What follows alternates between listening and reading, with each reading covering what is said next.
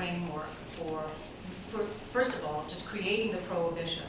So when we receive a report, when we are able to confirm that it was in fact used, TANF dollars were in fact used for a prohibited item, that becomes part of compliance with the program. Are you looking to, or will you be looking to merchants to help enforce this in any way? Let me just try to, we don't have to look for them. They're constantly contacting us. The public is constantly contacting us. My Saturday mornings, 50% of the people that I meet with on Saturday mornings in this office are people that are complaining about abuse out in the market, out in the streets.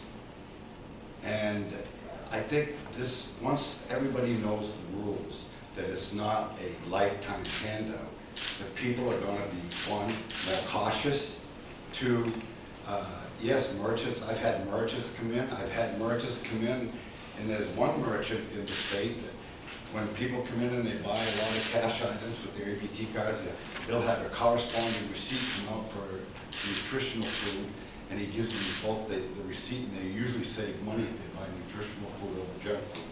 So there's a lot of work on the streets, in the stores, in the retail market, with relatives that were already happening, and they're just informing us. And what Mary said earlier is that we put more emphasis on people on staff to investigate, and that's becoming very fruitful. People are noticing that we are taking an interest, and by taking an interest, that solves a lot of problems.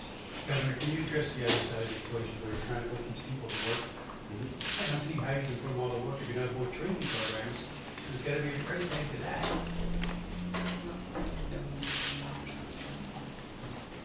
Because we have restructured the TANF program and established that 60-month cap, we've taken resources as part of this block grant and have absolutely invested in the infrastructure designed to help individuals be successful.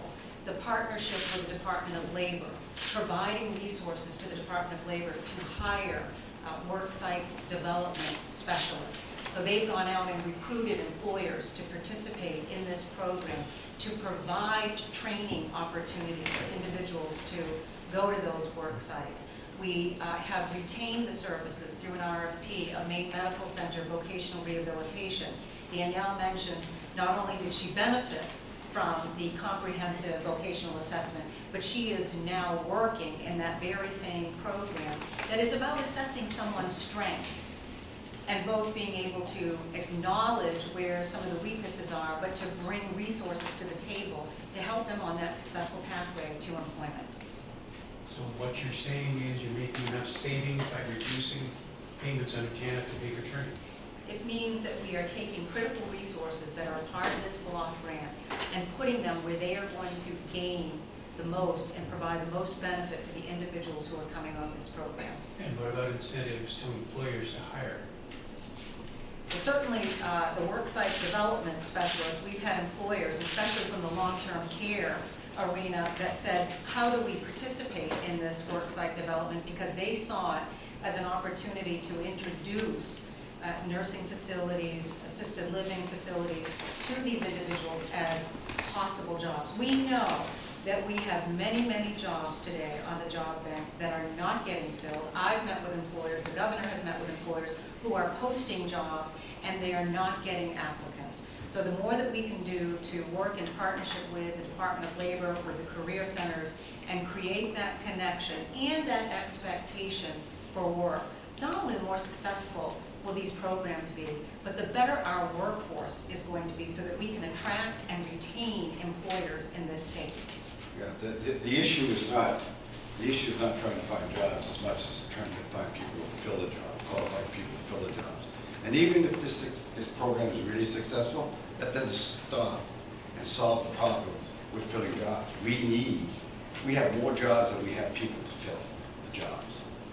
There are many, many things we should be doing, and we're going to be introducing another program a little later in the cycle that's going to be dealing with attracting people from the outside coming to Maine, younger people coming to Maine. Because If we put everyone that was qualified, got them all qualified, we still had an abundance of jobs that we can't fill. Governor, in these TANF reforms, there hasn't been a proposal yet to limit, like, on a percent basis, the amount of cash that can be withdrawn. I know some other states have done that, so you can only take out 10, 12, well, I think it's 20% in cash, and then the rest of your purchases have the point of sale. Is there any, maybe the commissioner can speak to why we haven't pursued that? I mean, we certainly can take a look. As you know, the emphasis has been on Maine was lagging behind the rest of the country in establishing the 60-month cap, the 5-year cap. We've invested a lot of time and energy to revitalizing the employment aspects of this program, working in partnership with Commissioner Paquette and the Department of Labor and the Career Centers, working with the Department of Education around adult education programs. We are looking at ways in which to create, as I said, a voucher system for more of the purchases that are used, to limit the number of cash transactions, and we'll continue to look at ways in which we can learn from other states to the extent that those have been effective. And from reports. It's a good idea. Thank you.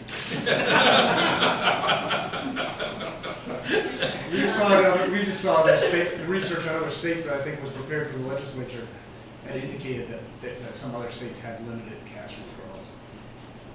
This piece about aligning alternative aid programs with TANF, that means putting a 60-month cap on general assistance? No, so this alternative aid has been a program intended for that one-time emergency need, and not to be immediately putting someone into the TANF program. It was designed in many ways as diversion, but to support that immediate need. What we are doing in this bill is, if you've exhausted 60 months of TANF, you're not eligible for the alternative aid program. Looks like we're done, Adrian. Good, all right. Thank you all.